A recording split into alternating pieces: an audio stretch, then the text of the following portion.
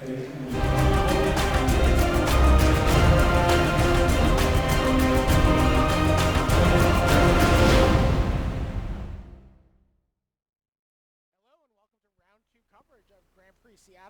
I'm Brian David Marshall. I am joined in the booth by Dan Musser. Hello. You may recognize him from winning a Star City Legacy Open along the way a few years ago. Now working for Wizards R&D in the play design department. Also along for the ride, Rich Hagon. Hello.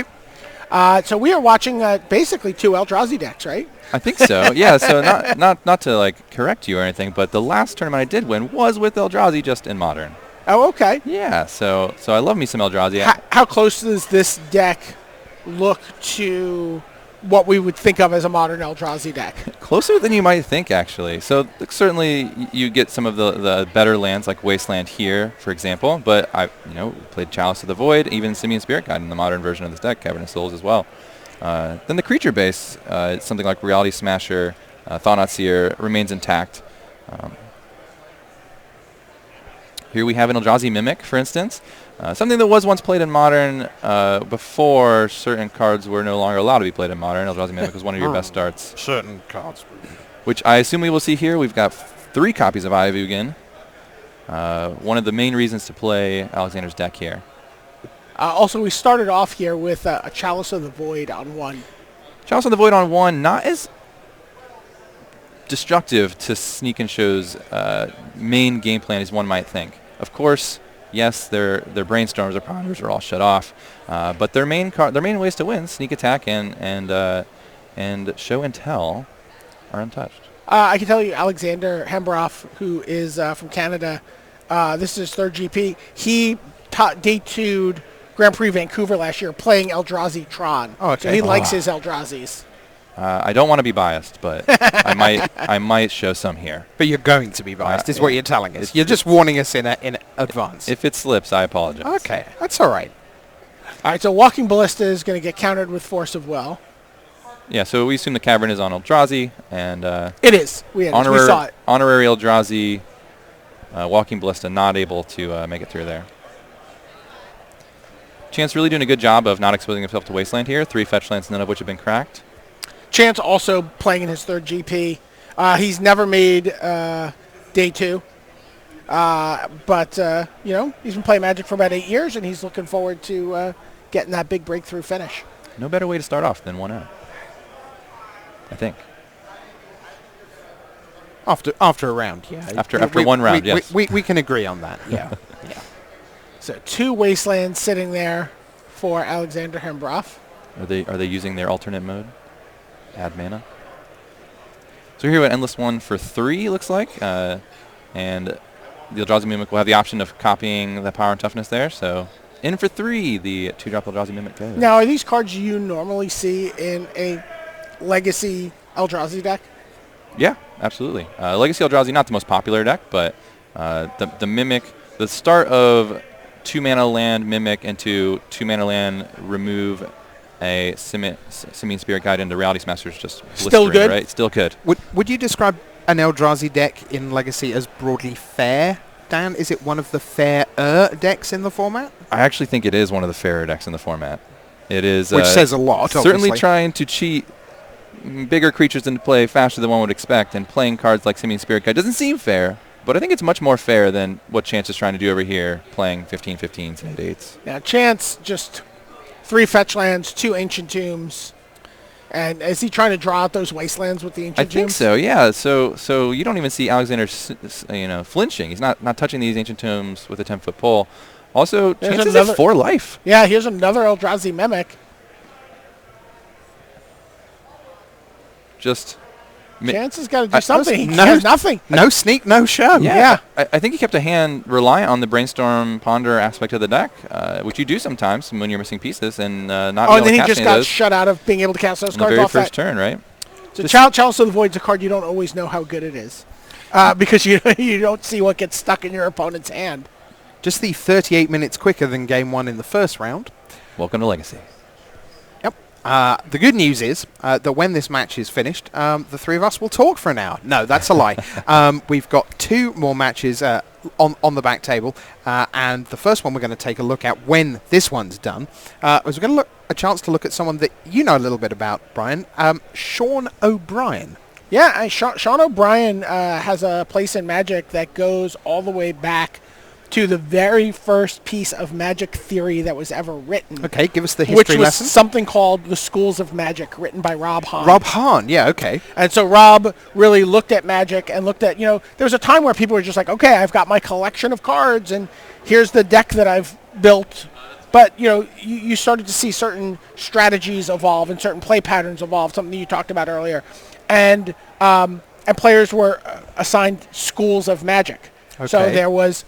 So the most famous is, of course, the Weissman School, which is Brian Weissman, the deck, counter spells, removal, a Sarah Angel to finish things off. One of the other schools was the Obrien School, which is Sean Obrien. This man right here. Well, not on the screen. Yeah, in the feature match area. In the feature match area. And it was really about using cards like Sinkhole and Hymn to Torok and Strip Mine to deprive your opponent of the ability to play a game of Magic. It was really about resource denial, and so that became known as the Obrien School. And so he's continued to play Magic. He's a big part of something called Team Tusk. They stream a lot. Right. They're big. They have a big eternal community that they foster, and he's always someone that is going to show up when we have a legacy GP or any kind of eternal event. Now, I know that a lot of players take great care over the versions of a particular card that they'll present to their opponents. Some people who are contrarian will come up with 4 different white-bordered cities of brass, for example. But there are other people who take great care in another way, and they try to make sure that everything is aligned into one clear theme. My understanding is, I've not seen his deck physically yet, but my understanding is we're in for a bit of a treat with Sean O'Brien. He has some very, very pretty cards. Yeah, I believe it's basically everything's beta, pretty much, is my understanding, which is from a go, to put it mildly. So we're looking forward to seeing a bit of that. He actually drew in round 1. Yeah, you talk about that idea of people curating the cards that they use in Legacy. We saw a guy earlier today playing a deck with all misprinted cards. All of his cards were factory misprints or miscuts or something. Good grief. And that was how he went about curating his deck. I thought that was pretty interesting. All right, game 2. Players are looking at their opening hands here. Yeah, so I think the Eldrazi has to sideboard out some of these cards that they don't want. All's Dust, for instance, just can't be in there. But neither deck really gets a ton from their sideboard. All right, so there's an Eye of Ugin, and there's an Eldrazi Mimic. Free of charge. Turn 1 for free. You really have to keep a hand in Eldrazi that can do something that costs 2 on turn 1. If you don't have one of those, I suggest mulliganing. So here we have, a free 2/1. It's fine. Didn't we decide that this was fair? This deck a minute ago. Yeah, he doesn't have Brainstorm. It's not. It doesn't become unfair until he plays a turn 2 Reality Smasher and attacks for 10. A 0-mana 2/1 or a 1-mana draw 3, which is more fair, chat? All right, there you see Lotus Petal and some other cards going into hand for a chance here as he uses his Brainstorm, and hopes to be able to fire off a turn 3 or even a turn 2. Show and tell. Chance thrilled to see no turn 1 Chalice from Alexander. From Chance's sideboard, the biggest thing that stands out to me is Blood Moon. Without turning on, without Eye of Ugin, being able to make things cheaper, it's really hard to cast some of these spells, and you just can't cast some spells like Reality Smasher, Matter Reshaper, and Thought-Knot are just uncastable without actual colorless mana. All right, so Chance has played his Brainstorm. He's looking for some way to... Oh. Did he play a Brainstorm and not play a land? He was responding. Okay, wonderful. Force pitching Brainstorm. So he found the Force and didn't want to spend it on the first Eldrazi Mimic, but chooses to do so on the second. And that'll just reduce the clock, give Chance the time he needs. All right, so here's Ponder. So this is probably what Chance's hand looked like in Game 1. I imagine so, from his casting nearly no spells. Pitching things like Brainstorm, which he had a bunch of here. Brainstorm, and Ponder. We keep, we draw. So we're looking to develop our lands a little bit. And there's a Scalding Tarn. So, and Lotus Petal. Now, why play the Lotus Petal there as opposed to maybe the turn you're going to go off? I prefer generally to play it the turn I'm going to go off as a surprise. Here's my extra mana. You didn't know it was coming. One of the reasons could be Chance's hand doesn't have any other spell that matters right now, and he wants to protect it from Thought-Knot Seer. I could see that. Sure, that makes a lot of sense. He could also have maybe another Brainstorm he wants to use the Lotus Petal on and fetch away the stuff. That's what you do in a pinch. Maybe as a 1 or 2 mana spell he wants to have just access to, just in case here. All right. So, Alexander Hembroff, what do you have on your turn 2? Just 4 mana. There's an Eldrazi Temple, but no super exciting Thought-Knot Seer follow-up here. Yeah, you'd attack or you'd play a Thought-Knot and then attack, right? Because it would be a 4/4. Yeah, the only toy we're allowed to play with in Modern is this lonely Eldrazi Temple. No more Eye of Ugin, no other 2-mana lands. Alexander actually has, I think, access to 4, 8, 11, 12, 13 2-mana lands in his deck. Wow. All right, so here we see Chance sacking his Scalding Tarn. And did he sack both Scalding Tarns? Oh, yeah. I looked at he sacked them both. He'll have 4 mana here. One of the options that Chance has given himself is through the Breach in the sideboard. Just when you expect only Show and Tell and Sneak Attack, it's sometimes good to zag when they thought you were going to zig, right? So having access to one spell that does all that, putting the creature into play with haste, attacking, they just won't expect it sometimes where they can sort of plan for the other two. All right. What do you have, Chance Mcdougal? Oh, he's got Show and Tell. Show and Tell, 3 mana. How much mana is this going to save Chance Mcdougal? What's the correct answer? Is it 12? The correct answer is 12. 12, 5, Sometimes 7. 5. 5 is usually fine, too. I think he'd But be again, happy he with could any of be. these options. But he could be putting Omniscience into play here. You could? Yeah. That's what I would like to see. Drum roll. All right. No. It is an enchantment. It is Sneak Attack. So there's. Oh boy, but that's a Thought-Knot Seer. But with the trigger on the stack, he can still activate a Sneak Attack and get what he wants into play. Yeah. Heads up, Chance. And he's going to put Gristlebrand into play. Yeah. Let the trigger from Thought-Knot to resolve while Chance has 0 cards in hand, and then he can draw 7 cards. Ooh, yes. So reasons you would draw 7 here would include finding another. He still hasn't played a land this turn. Yeah, he can literally find land plus Emrakul. He can find Lotus Petal to also do that. There's the Lotus Petal. I think he also has a land. He doesn't find the creature, though. So in for 7 we go. He's just like, I just want to gain 7 life here. Well, does he choose to draw 7 more before Grizzlebrand expires? Grizzlebrand is sacrificed at the end of this turn, so he is going to go up to 14. Do you risk going down to 7, which is 1 point away from lethal on Alexander's side, but a simple 3/3 from Alexander would be enough. So he does let it die. Yeah, he just says go, let it go. 14 life's good enough. So assuming he has some follow-up for next turn then. Cavernous Souls plus Reality Smasher would still be enough. Yeah, that would be 14. Exactly 14. And uncounterable. And Chance does not have spot removal. Okay, so we don't have the Cavernous Souls. It's another Eldrazi Temple. All right. Chance has to be breathing with a sigh of relief. Oh, yeah. Okay, I'm only going to take 8 here, but we might sneak attack something into play. Oh. Yeah, so this has to be a Grizzlebrand, because otherwise if it was Emrakul, he would have done it last turn and just ended Alexander.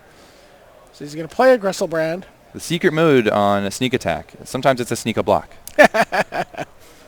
And gets to eat the Thought-Knot Seer, draw a card. Draw a card off the Thought-Knot Seer that didn't take any cards anyway. Gain 7 life. Do you think he has enough life now to draw 7? And then, he might draw 14 here. Ooh, 14. I'll take 2. Fine. Oh, I think he's taking 4 there, right? It copies the power toughness for the 1 turn cycle, just when you play, right? Oh, okay. It is now a 2/1. No Eldrazi will play this turn. Yeah. So he does take the 2. Okay. Just let it dice. Doesn't want to draw the... He must have everything. Yeah, I was just going to say there. All of the things.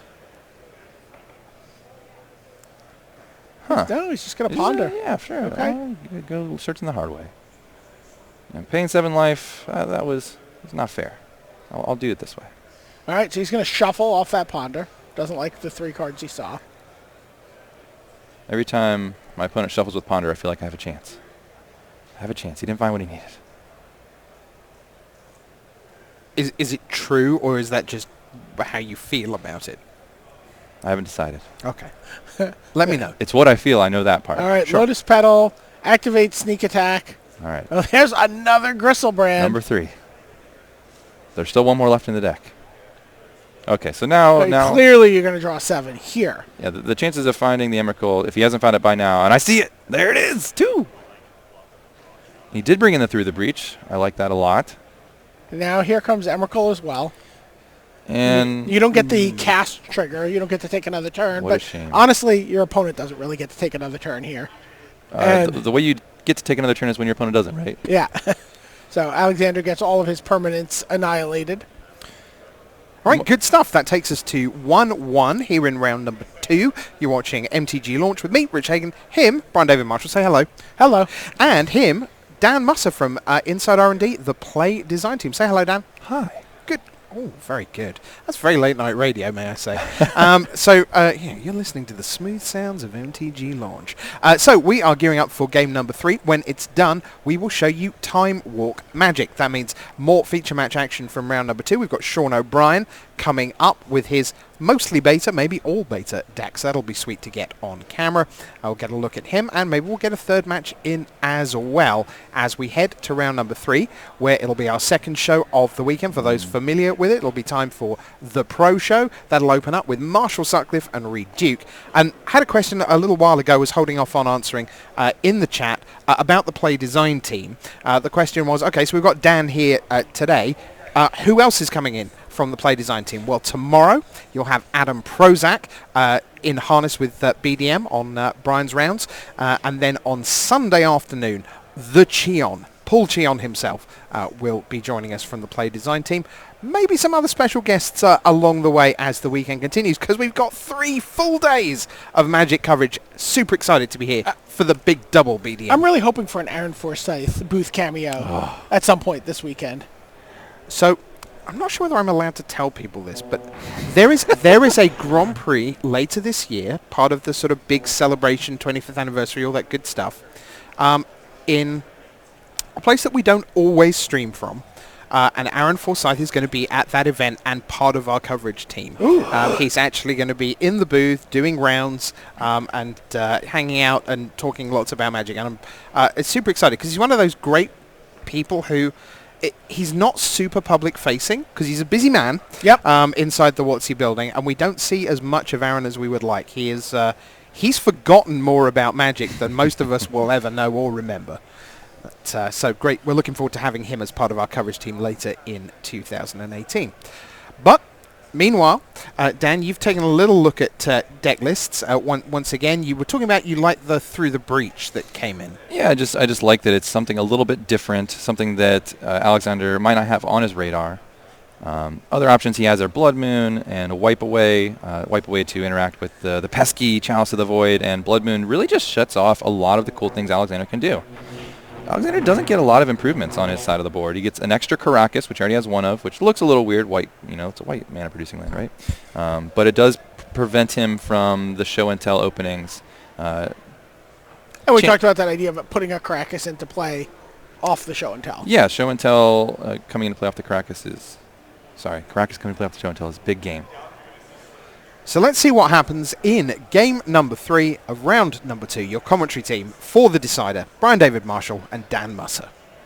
All right, so Eldrazi will be on the play this game. Very important, especially in Legacy, to be to have the initiative. And we saw how big it was for him in game 1. Remember, he played that turn 1 Chalice of the Void on 1, And we never got a chance to see the cards in Chance Mcdougal's hand at the end of the game, but there were a lot of cards in his hand at the end of the game. You could tell by the fact that he was casting Force of Will, exiling Brainstorm, that he had things to do with 1 mana that he was just not allowed.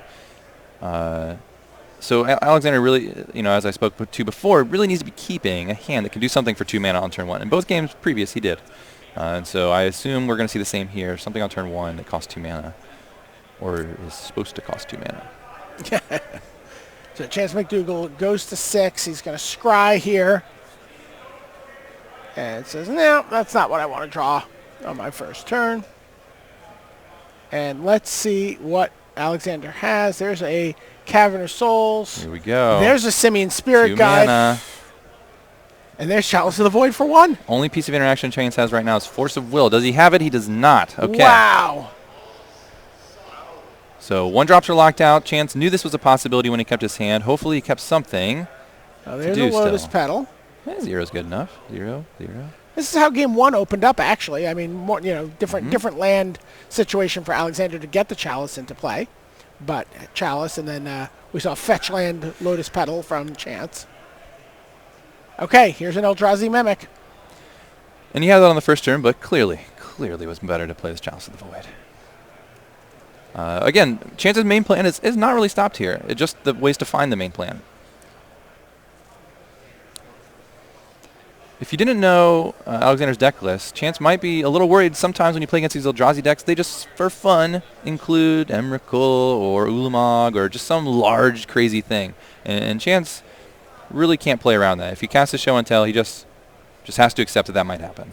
Well, here's Thought-Knots here, so we're going to get a look at what's in Chance's hand one way or the other. Uncounterable. Wonderful. Okay. Whoa. So this is sort of what I just described. He had a chance here to cast the Show and Tell, but chose not to, right? Yeah. Wow. And now he's really going to pay the price for that. He could have a 15-15 into play. He could have a 7-7 into play. But now what is likely to happen is that whatever piece Alexander decides is harder to interact with is going to go away, either the Show and Tell or the Sneak Attack. I think. I'm pretty sure. Normally, chat will offer up an alternative line if there is one. They come up with most things. But right now, no one is offering why that Show and Tell didn't happen. Because what he wants to do is on the next turn, play the Show and Tell, put Sneak Attack into play, and then be able to activate and you put the Emrakul, get an Emrakul attack in.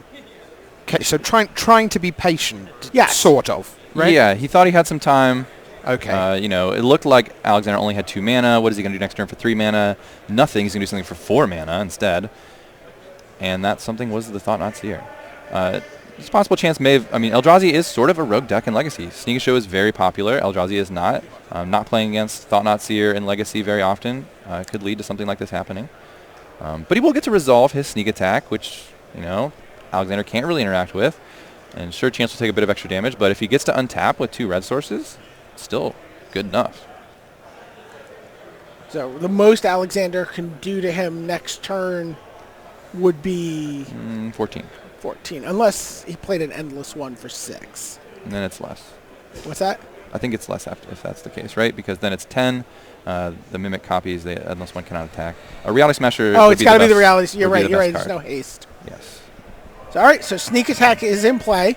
So Chance has to live through this turn. Yeah, which seems very likely.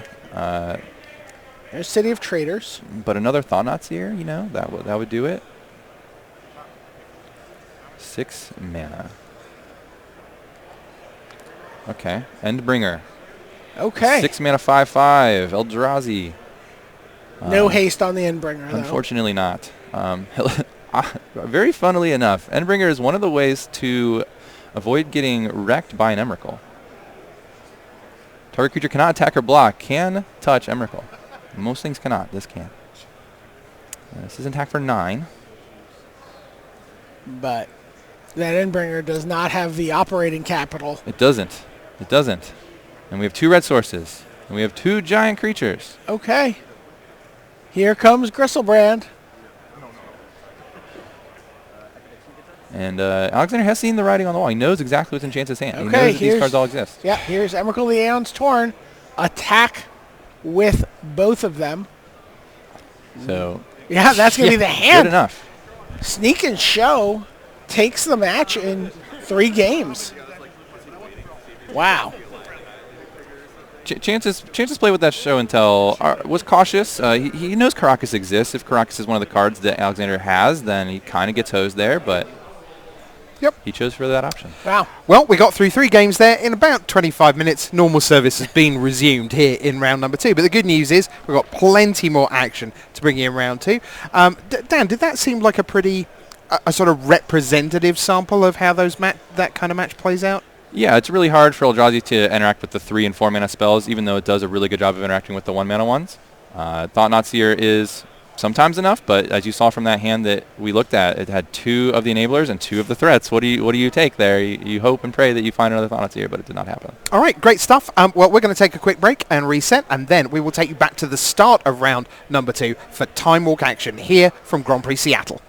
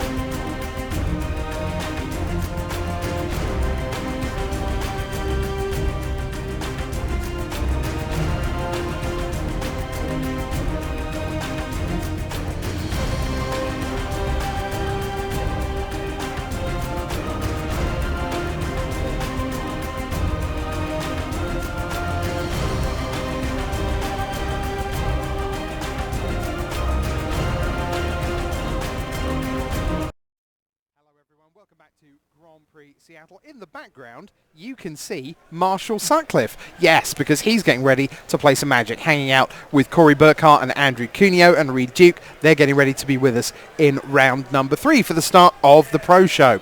But meanwhile, we've got plenty more Magic action. Rich BDM and Dan going to head you down to the feature match area once again. It's time to see the Tusk Father, as someone in chat described him. Yes, that's one of his nicknames, yeah. Okay, so let's head down and we'll see a very sweet deck in action. We're going to go right back to the start of the round. Here's Sean O'Brien against Joah Faria, and they both drew their opening round. But we wanted to get this very lovely Sean O'Brien deck onto the screen. BDM and Dan with the call. So, Dan, we've been looking over these decks, waiting for this to start. Explain to us what we're going to see from this Sean O'Brien deck.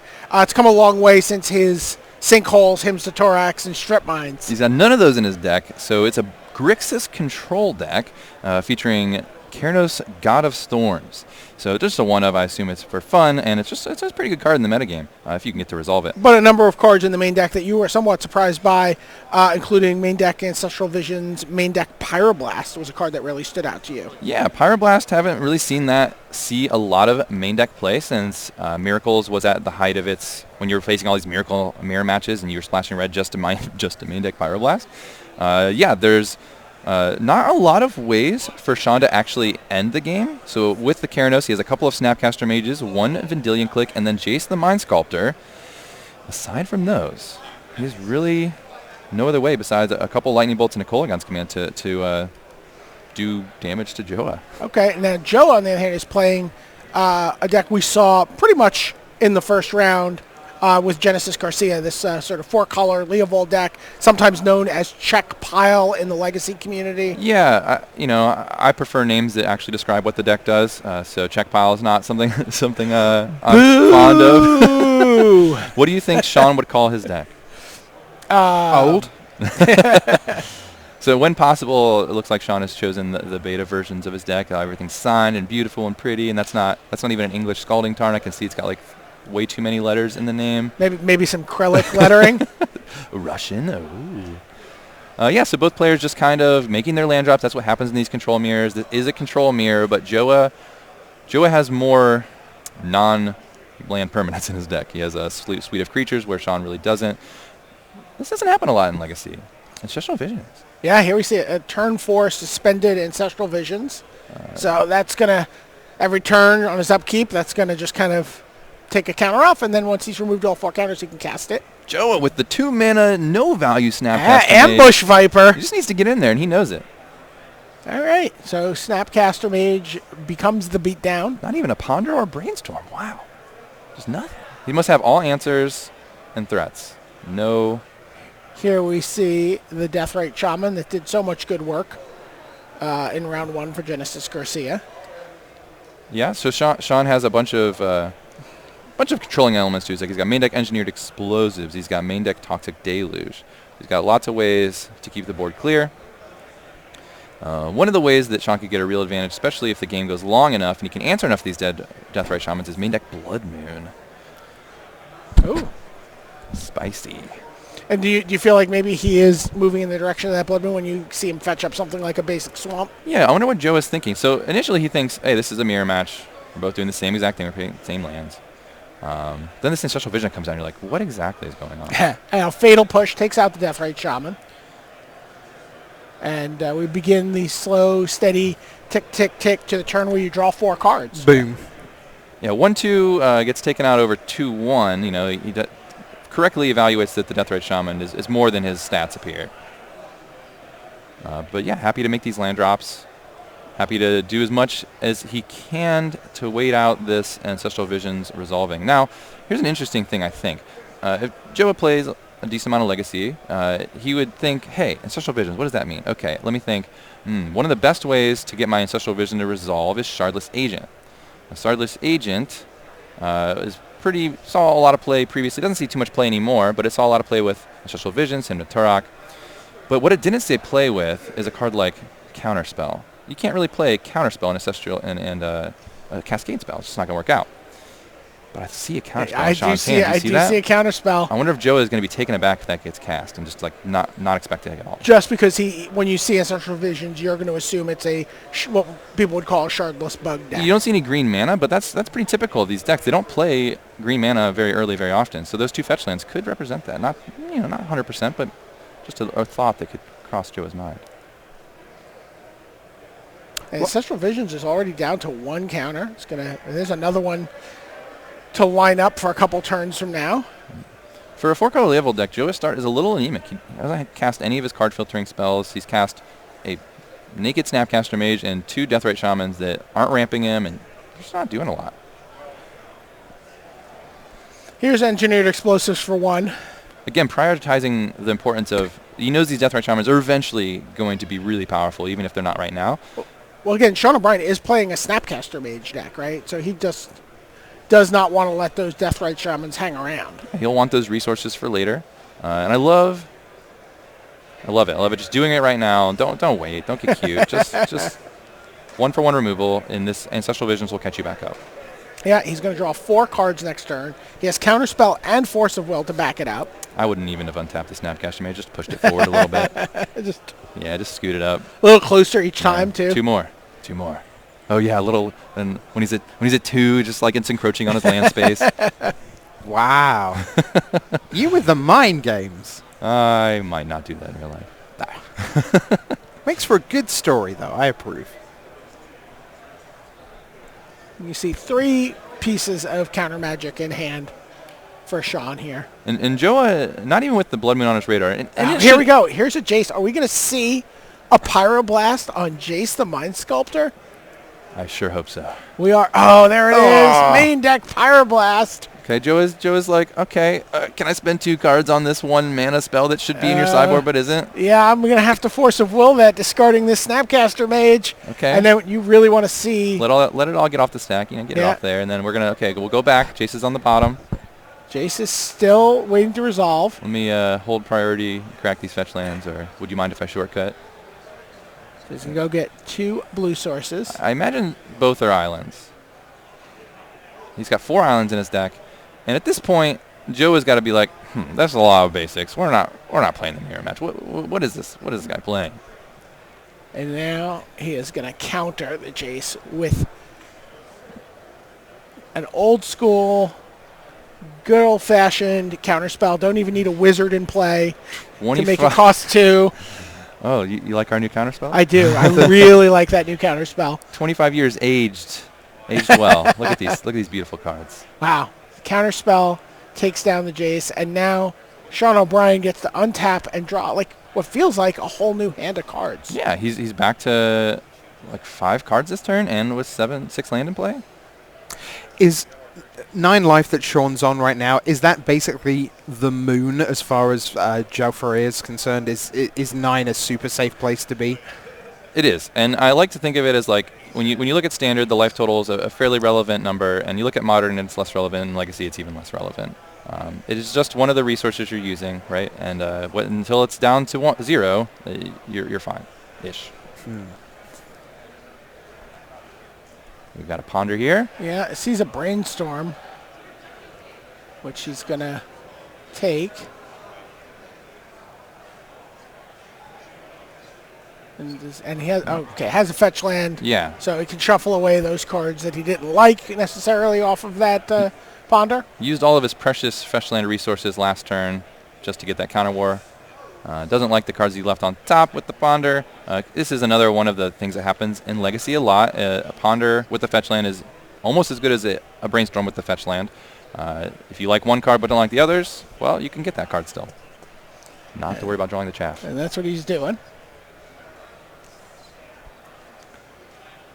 But as you note, like Sean doesn't have any threats. He doesn't have a way to really capitalize on all the card advantage he's got searching for some, but right, and really doesn't have has very discrete amounts of removal, right? He's got 1 Toxic Deluge. He's got 2 Lightning Bolts, 1 Kolaghan's Command, 2 Fatal Push.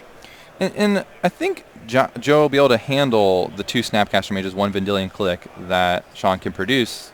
Oh to yeah, make a clock. lots of. I believe just 2 fatal pushes in hand. Yeah, or maybe fatal push and diabolic edict in hand for Joah. Like literally enough in his hand right now to deal with the creatures that Sean could present. So it's up to Jace and Keranos to really find a way to end this game, and that could be one of the reasons you see Sean having a draw already. It's just doesn't have a way. He's not going to lose, but doesn't have a lot of ways to really end the game. Yeah, people asking in chat what is Sean's plan now that he's not losing. What is his plan to win? Yeah, and it's outside those few creatures. It's really the planeswalk, 2 planeswalk copies of Jace the Mind Sculptor, and I would love to see Keranos come and just tick for so spell 6 snare turns. on a Baleful Strix. That's a very clean answer to a 2-for-1 in Baleful Strix. And again, not a commonly played legacy card. Oh, Ooh. whoa! Whoopsie. So now he plays Vendilion Click. Yeah, that's exactly what Sean needs. And he sees 2 answers to my 1 creature. You can keep them both. Wow. Says Yeah, I don't want to give you a fresh card. Oh no! He targeted himself. Oh, that's very awkward. Joah showed him his hand, but again, that's not how Click Vendilion necessarily Click, works. you get to target, and you can choose yourself. And he pushed Ancestral Visions of his own. Yeah. This is another thing that happens in Legacy a lot is you target yourself with Vendilion Click. You just have a lot of situational cards that are just not good all the time. Hey, let's chain one to a good one. I don't really care what my opponent has here. It's almost exactly like you know what they have. You have played no creatures. This is a deck with removal. He likely has removal. I don't need to remove that. There's a Lightning Bolt in hand for Sean Obrien, by the way. So Ooh. he will dispatch the Snapcaster Mage with enough time to maybe stabilize here. Definitely at 6, he's most likely interested in that. This is the Snapcaster. Is this the Snapcaster Mage that has been in place since turn 2? Yeah. Yeah. Yeah, the only other one was pitched to Force of Will. Yeah, look, Joe has drawn no non-Force of Will spells to even get back with these 2 Snapcaster Mages he's found. Well, I mean, he did in the sense that he had Fatal Push and Diabolic Edict, but it's those match up very unfavorably against Sean's deck, certainly in the early game. Excellent point, excellent point. That would be one of the reasons Joe would also keep the hand. I think we're going to see the Fatal Push here. I think it's reasonable for him to save Diabolic Edict just in case there's something like True Name Nemesis eventually. You really can't tell what Sean is going to play from this point. I love this. Yep, bolt your Snapcaster Mage. So the reason you would bolt in the upkeep instead of like on your end step or at another point, is because exactly what Joe just drew there is that Force of Will. You bolt it in the upkeep so he doesn't have access to that, and if he does have access to that, he has to spend the turn on the mana on his main phase instead of on your end step. And waste his whole turn. All right, so Sean O'Brien sacrifices Polluted Delta. You can see always just giving his opponent an opportunity to interdict him. I wasn't going to go with Interdict. I was mentioning more common Stifle, which is maybe it's less common nowadays. I haven't seen a Stifle cast in I don't know how long. But yeah, you can tell from that play alone, Sean has played Legacy a lot. He knows that there's cards like Stifle. He knows it's proper to wait. It's an activated ability, goes on the stack. There's a moment of interaction. Joe declines. Find your land. And now, at 5 after that fetch, he's going to ponder and look at some fresh cards. Yeah, so... there's a Lightning Bolt. Most of these cards are 23 to 25 years old. I don't think you can really call them fresh. Oh. PDM, that was a Blood Moon. Oh, Blood Moon. Not a Lightning Bolt. We're going to see a Blood... And then we're going to Joah's see... mana. Yeah, and you can see that Sean has very carefully built his way up to having basics in play. We're going to see Hardcast. I think this Force is a of fight. Will. I think this is a fight.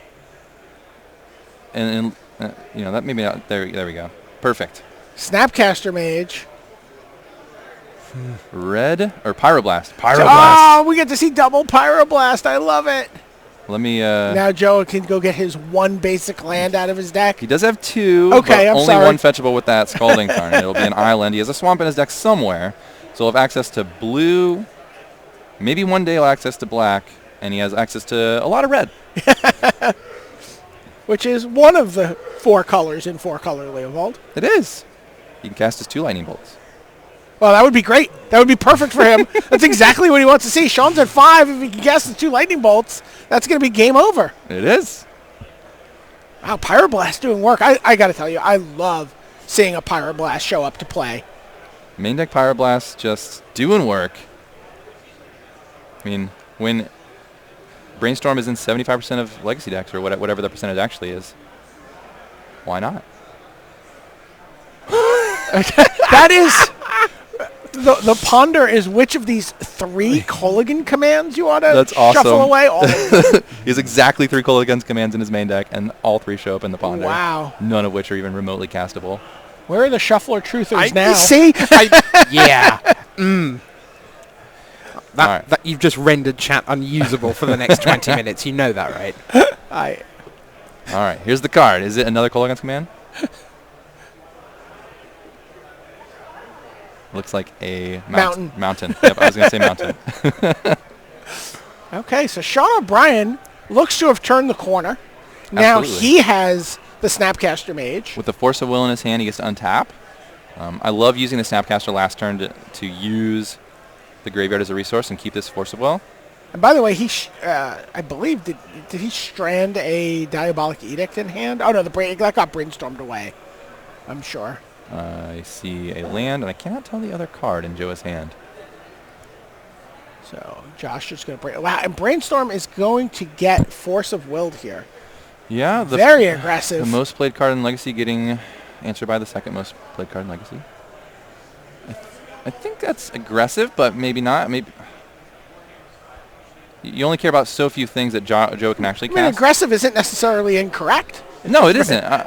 I'm not certain in one way or the other if it is, but there's so few things that Joah can actually do. How many of them can the Brainstorm really find? And here's Impulse. Oh, so I made a claim that I think this is Sean's favorite card based on this list. It's the one that I haven't seen in Legacy the most, and yeah, he just has to have a sweet spot for this card in his heart or somewhere. Yeah, this is definitely what you would call a fun of. Yes. There's one card, you have a little bit of some flex spots in your deck, and you're like, I love this card. I'm never not playing this card if I can. Yeah, it's definitely the card I've seen the least out of any of these cards in his main deck. Keranos, even, I've seen more than Impulse in Legacy. Impulse was the very first card that I learned about where someone explained to me that the words on the card are not necessarily how the card works. Because if you look on that particular version from Visions, look at the top 4 cards of your library, one of them into your hand, the rest on the bottom of your library. Shuffle your library afterwards are the last 4 words on the Visions Impulse. Why did I put them on the bottom? You do not do. So now here we see an attempt out. Pyroblast cannot get snapped off quickly enough there. He taps an Underground Sea to do it. I love it. Underground Mountain. All right, another Brainstorm for Joah. We'll let this one resolve. Sean only does have lands in his hand. He's working on one Snapcaster Mage and a Dream. But his Dream is looking very fruitful. Yeah, black cards are dead to him right now until he finds a swamp. Joah is looking exactly for that swamp. And when you cast a Brainstorm without fetch lands, you become what we call Brainstorm locked. You're going to draw the cards that you know about already, and if you didn't want them in your hand, you probably didn't want them on top of your deck. So the next 2 draw steps for Joah will probably be a little unfortunate. Draw, go.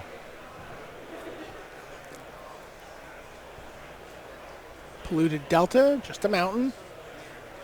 This is the price you pay for having the beautiful mana that we do in Legacy. People are going to Blood Moon you. People are going to Wasteland you.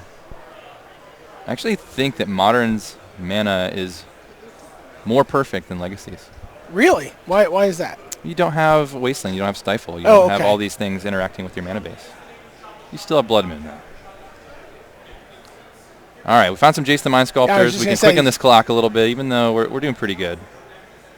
Yeah, I don't know how... this game has gone on quite a while. Still not round 1 long.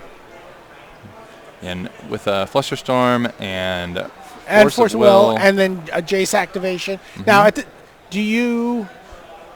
what do you do with Jace here? Do you immediately bring... You know the top 2 cards of your library. I wouldn't Fate Seal my opponent because he just put a card on top with Brainstorm, and he doesn't really want the card. Okay. So I would wait 1 turn to Fate Seal my opponent. I would either... If I just Brainstorm, I'd Fate Seal my own self to put a card on the bottom. Well, he is going to Fate Seal his opponent. Sees a land, leaves it there. Maybe he likes the card he put back with Brainstorm. He just wants to go up with Jace, I guess. He just wants to get it out of Lightning Bolt range. Yeah. Although Lightning Bolt range might be Sean's life total. So. Yeah, Joe might not have the time to Lightning Bolt Jace here when Sean's at 5. And Joah is at 6. Snapcaster's done a lot of work. The bulk of the damage, total all of damage done on both sides has been dealt by Snapcasters. But Sean doesn't have a lot of other options. It looked like he saw a real card there and pushed it. Okay, I would push Mountain, or sorry, Swamp, and any spell that was any blue card. Red. All right, Joe's at 4. I think I might push Lightning Bolt as well. One Lightning Bolt almost doesn't do anything. The second one would. And you could tell that Sean has won a lot of matches with this deck with Jace's Ultimate. His willingness to immediately just start ticking this up. This is ascend the stairway. Yeah, this is actually one of his win conditions. It is likely his main win condition. With only 3 creatures that can attack, I think... Okay, Joe has had enough. Game 1 goes to the Obrien school. So, the good news is that because this is Time Walk, we will be able to fast forward through the shuffling portion of the experience and head you straight into game number 2, just about as the players finish up their shuffling. In the real world, here at Grand Prix Seattle, we're about 9 minutes past time in the round, so we've got a good chance of showing you game 2. Whether we'll get through game 3, if there is one, not so sure. But we'll certainly get through this second game for you between Sean Obrien and Joah Faria. And I've got to say, BDM, I was a little cynical about the, hey, let's show a gorgeous deck on camera. I mean, it's not like the islands tap for 2 mana or anything. They tap for blue, just like every other 8th edition whiteboarded thing. But I've got to say, just through that game, just watching so much history and looking in the nicest way at the conditions some of those cards were in and just how many times those cards have been held and played and tapped and spent for mana and games have advanced because of them. There is so much joy in that 2 to 3, 60 cards just in a pile. There is just almost an extraordinary amount of pleasure wrapped up in that little deck box, and that's true for the millions of us who love the game. And to see so many cards from the dawn of Magic was actually pretty awesome. And keep in mind that Sean's been playing the game long enough that when he started, you weren't allowed to use sleeves. Do you think you weren't allowed to? You were not allowed to use sleeves in a tournament early on in Magic's history. Those duels look it. So it looks like both players. So Sean worked with 7. But I think Joe went down to 6 or 5. 1, 2, 3, 4, 5, 6, 7. Looks like 6 cards. 6 cards. Okay. And yeah, opening the same way he did before, just a couple lands. Not really a lot to work with. I wonder if he's going to flash in an early Snapcaster Mage. Probably not this time now that he knows what he's up against. Oh, yeah, there we go. Fix that. We see Colligan's command in hand for Sean O'Brien. So he actually has a way to deal with an early Snapcaster Mage. Yeah, he'd ideally like to wait and cast that when he's got a Snapcaster in his graveyard, just dripping with value, that play.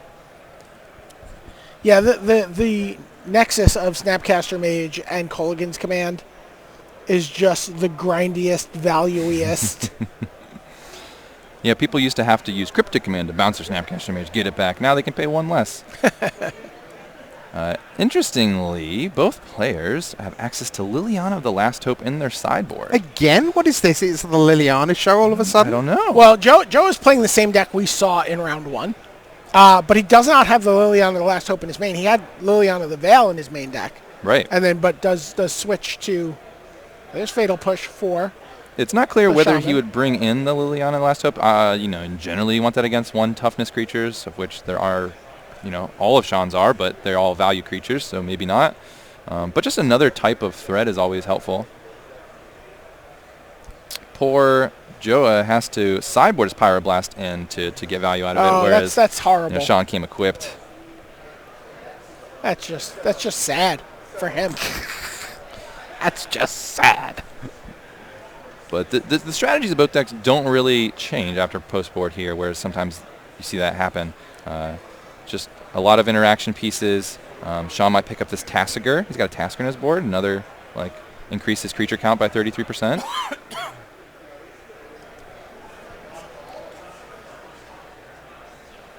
Well, I mean, and again, we're in that situation where Sean, I don't know how much time that game 1 ate up, but you could see why both of these players ended up with a draw in round 1. Indeed, for sure. Not having really good ways. It reminds me, Grixis Control, Sean's build, reminds me of old Miracles, where you really didn't have a lot of ways to end the game, even though you kind of locked it up and you were winning for most of the game, but finding the way to actually kill your opponent took a while. Hopefully your opponent, doesn't break out of that lock while you're looking.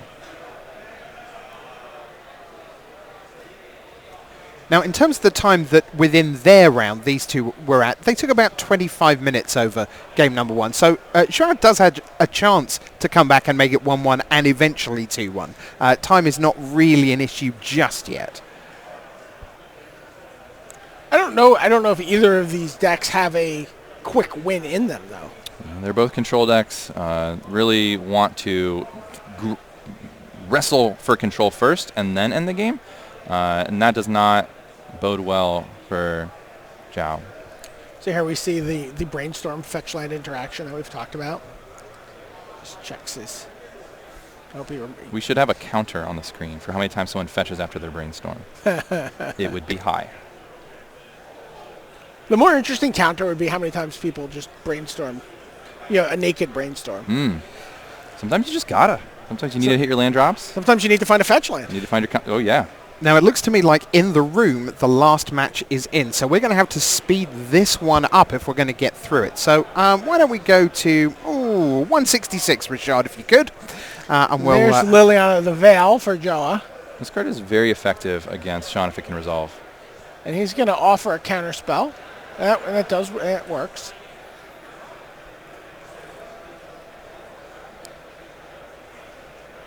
Now, around this time in Game 1 was when Sean Obrien played in Ancestral Visions. We don't see that here. And you notice Joah has fetched up both of his...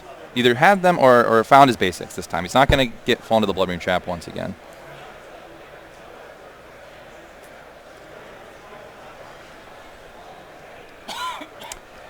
Deathrite Shaman is going to eat a Kolaghan's Command. Not as good a value as getting a Snapcaster Mage back, but discarding a card is still... Yeah, his opponent doesn't have a lot of cards to work with. Still 2 for 1, right? Yeah. So he's going to kill the Deathrite Shaman and force Josh to discard a card. Josh is going to Kolaghan's Command in response. Interesting. And in response, we have a Brainstorm. Look at this pile. Weird set of weird stack. What card would Joe have in hand that he would just not wait until after the spell is resolved clearly, to get the Death right back? Another Kolaghan's Command. I think that's the only maybe that's the only option. It's okay, you can do 2 damage and you can discard a card, and now you do that. All right, that goes away. Discard a card. He returned to Snapcaster. Okay. Oh, I see. Yes. And he's keeping the Snapcaster Mage. Did that also he can have Snapcaster Mage. Got it.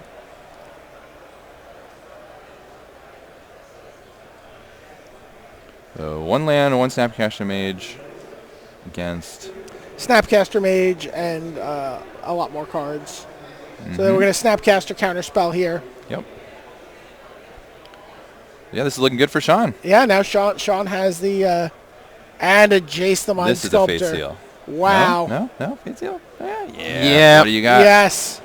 He's going to go right upstairs with Jace the Mind Sculptor. Says, you can have this card. All right. Here's the situation. Your opponent has Fetch Land in play. You have Jace. Here it is. You plus. What do? Do you look at it real quick and then put it back down? Or do you do this thing that Sean is doing? I guess you do this thing Sean is doing. Do you play the mind game of just leave it there instantly and they fetch it away and it was the best card in their deck? I disdainfully leave it on top of their deck. There you go.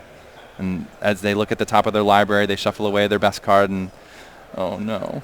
See a Nihil Spellbomb there for Sean Obrien. Yeah, this card's not great against 4-color Leovold, but it's a nice piece of interaction to sideboard in for Sean.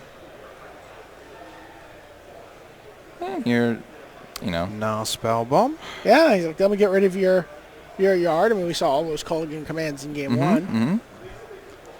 That could hurt Joe down the road, but doesn't really do a ton for him right now. And meanwhile, I honestly, I think over the course of these 2 games, all we've seen is Snapcaster damage. He's a very hard-working mage. Best invitational card?